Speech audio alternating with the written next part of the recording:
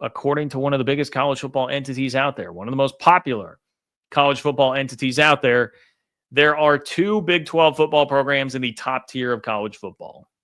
I repeat, there are 2 Big 12 football programs. I'm saying programs, not teams this year, but programs that are in the top tier of college football. And if you watched last season and that was all you watched, you would have zero chance to guess who this actually is.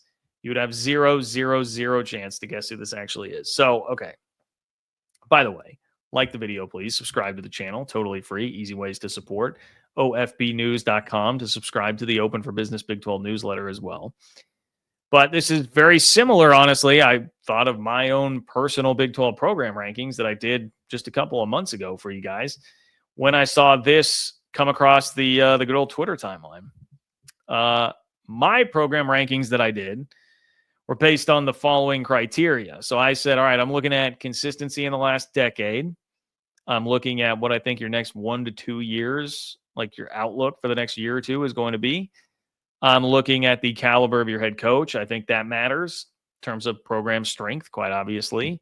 And a huge one now is NIL support. You've got to have good NIL support, at least not subpar NIL support for me to feel good about your program. I had another category that was kind of like other, some tradition beyond 10 years, location, etc. There are some other things that could matter. And so my list that I came up with here was BYU, Arizona State. I think we're just on the outside looking in. I had Iowa State at number 5, Oklahoma State at number 4, K-State at number 3, TCU at number 2, and the Utah Utes at number 1. A bit controversial, but to me, really not. Based on consistency over the last 10 years, Hall of Fame head coach, those things really working in favor of the Utes. Well, now we get this from EA Sports. Okay, yes, it's a video game, but this has real ramifications. You can scoff at this if you want, but this actually has ramifications in terms of how much teams are going to get paid for being in NCAA football 26, the new college football video game that I believe I saw is scheduled to come out in about a month. I think it's July 10th. I mean, we had controversy last year in the Big 12 when the rosters first got dropped. There was so much, people were complaining like hell about the Colorado roster, which, it probably was. Even for what Colorado wound up being, it was probably a little overinflated.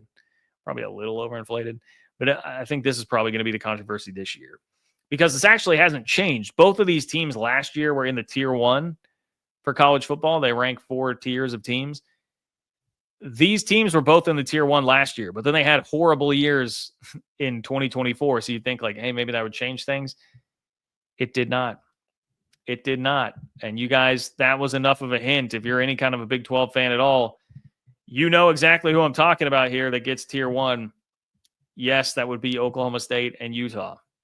Oklahoma State and Utah are tier 1 schools across all of college football, according to EA Sports. Now, in terms of how much teams are getting paid, there is a bit of a dispute here. Like Brett McMurphy is showing here, hey, tier 1 payout, tier 2, 3, 4. And that is how it was last year. But then I saw other reporting that indicated it was more now based on how much teams are played as, like how often people pick you to play as your school in the game. You'll get paid based off if more people are running to play with Ohio State's going to get more money.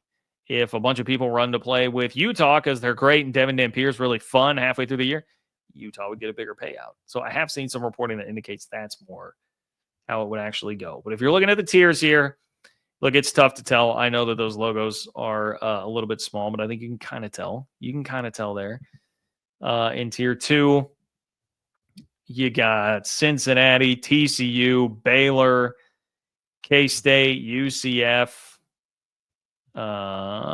BYU, Houston, West Virginia, Arizona. Look at Arizona jumping up there into tier 2. And again, you might be saying, did you watch Arizona play football last year? Like, how the hell is this happening? Well, it's a good question. Like, hey, what is the actual criteria for this? Again, a little bit of conflicting info on that, but it does look like most of what I was seeing there is like, hey, this is based on AP top 25 finishes the last 10 years. So, like, if you're a Texas Tech fan, you're looking at this going, whoa. We're stuck in tier 4? We're stuck in tier 4? Well, if it's AP top 25 finishes, this is the problem. You're kind of punished more for being a middle-of-the-road program that doesn't have big highs and big lows, as opposed to someone who might have more high highs, but way worse lows than what Tech football has been, where it's been just, a 5-7 to 7-5 program, basically, for like the last 20 years, but you don't have the high highs to hit your AP top 25s, right? And then you get stuck in tier 4. Here's what it means, Texas Tech fans. If you actually play the game, that means Texas Tech would be a great team to go pick online, because you can pick somebody in your tier and say, I'm only going to play teams from this tier. Go play another tier 4 team with Texas Tech. You'll have a big advantage. Thank me later. But yeah, in terms of a pride thing, I can understand. I look at that and be like, what the hell is this? It is, if it's just AP finishes, it's a more limited way to rank the programs than what I did. So keep that in mind as well. That's going to hurt a school like Iowa State, right? They're tier 3, as opposed to I have them in the top 5 of the Big 12, but they are tier 3 because going back 10 years is going to hurt them more than if it were just the last 5 years. They're doing a lot better. Had a huge high last year, quite obviously. So a more comprehensive picture when you're taking 10 years plus, looking at NIL support, head coach, all of these different things. So I would modestly suggest that you go back and watch the video that I did on my program rankings like a month and a half ago, or you can go back and read the old Open for Business Big 12 newsletter. Many of you were subscribers and did get that as well. But a couple final reactions that I have here. I mean, Arizona, and this is where I somewhat contend. Now, I have not done the research on this. I did not go look at like how many top 25 finishes Arizona has in the last 10 years, but I was like, Arizona to tier 2. Are we sure? Did Kevin Sumlin and Rich Rod, I can remember like 1 or 2 years, maybe. Was that enough really to get him in tier 2? That's seems like a weird way to do it, but I understand if you're a video game, want to just have one basic criteria and do it on that, and you can't get too down in the weeds of it all. I mentioned like Texas Tech. That's, that sucks. Arizona State, tier 3.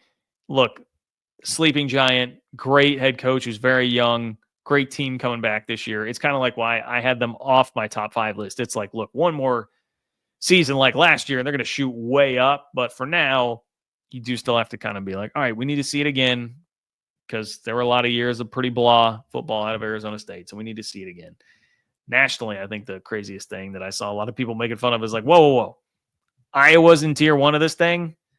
Iowa is in tier 1. What are we doing with Iowa there? Well, this is where being consistently good, not great, definitely helps you out. Like Iowa every year is finishing in the back end of the top 25 every single year. They're not threatening to score a lot of points. They're not threatening to actually win a Big Ten championship. None of that.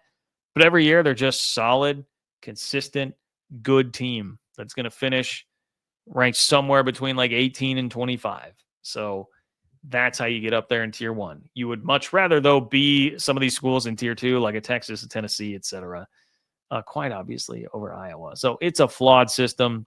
Don't read too much into it. But I thought this was some fun fodder for June, right? And a little more love for Utah and Oklahoma State. I felt bad when I was getting after some SEC homers on Twitter a bit the other day. Was talking about, they were arguing about Arkansas and a result that Arkansas had against Texas Tech. That's right. It was hey, look, Arkansas beat Texas Tech. Like, how good could the Big 12 actually be? And I was like, well, hold on. Arkansas lost to Oklahoma State, who went 3-9 and didn't win a single Big 12 game. And I had some Oklahoma State fans like tweeting me like, hey, man, it sucks that we have to be that. Like, I get it.